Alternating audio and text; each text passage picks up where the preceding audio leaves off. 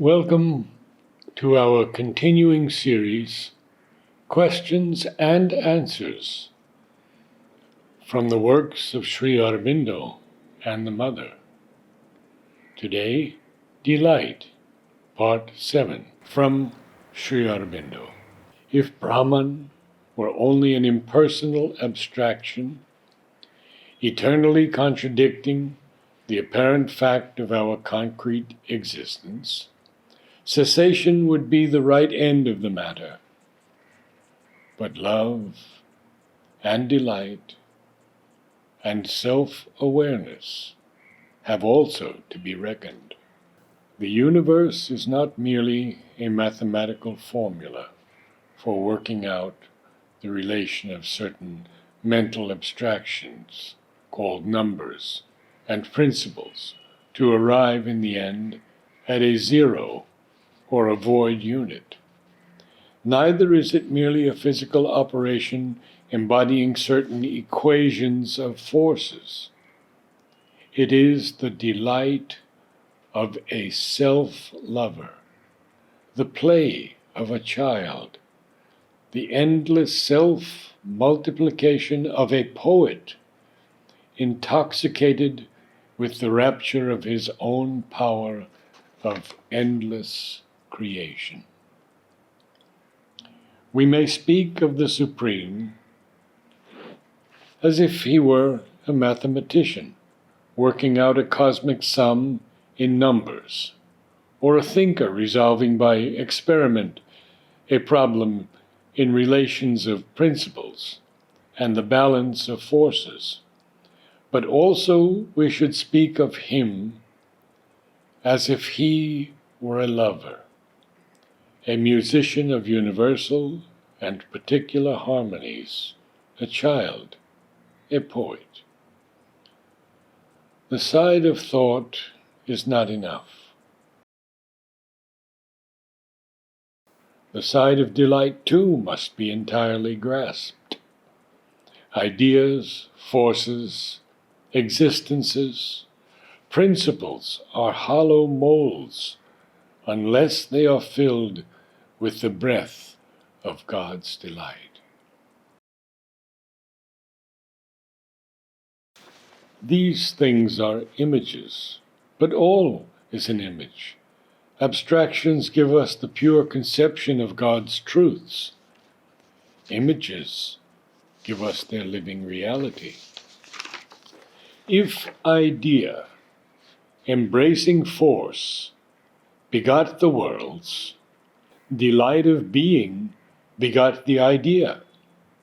Because the infinite conceived an innumerable delight in itself, therefore worlds and universes came into existence. Consciousness of being and delight of being are the first parents. Also, they are the last transcendences. Unconsciousness is only an intermediate swoon of the conscious, or its obscure sleep.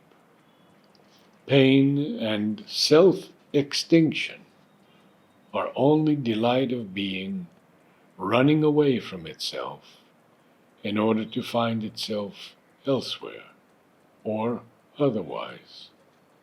Delight of being is not limited in time. It is without end or beginning. God comes out from one form of things only to enter into another. What is God, after all? An eternal child playing an eternal game in an eternal garden. Delight is the secret. Learn of pure delight, and thou shalt learn of God. What then was the commencement of the whole matter? Existence that multiplied itself for sheer delight of being and plunged into numberless trillions of forms, so that it might find itself innumerably.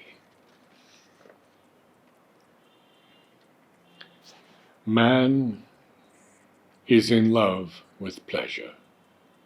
Therefore he must undergo the yoke of grief and pain. For unmixed delight is only for the free and passionless soul, but that which pursues after pleasure in man is a suffering and straining energy. Pain and grief are nature's reminder to the soul that the pleasure it enjoys is only a feeble hint of the real delight of existence. In each pain and torture of our being is the secret of a flame of rapture, compared with which our greatest pleasures are only as dim flickerings. It is this secret which forms the attraction for the soul of the great ordeals, sufferings, and fierce experiences of life, which the nervous mind in us shuns and abhors. From the Mother. Delight. Delight means to live in the truth, to live in communication with eternity, with the true life, the light that never fails. Delight means to be free, free with the true freedom, the freedom of the constant, inevitable union with the divine will.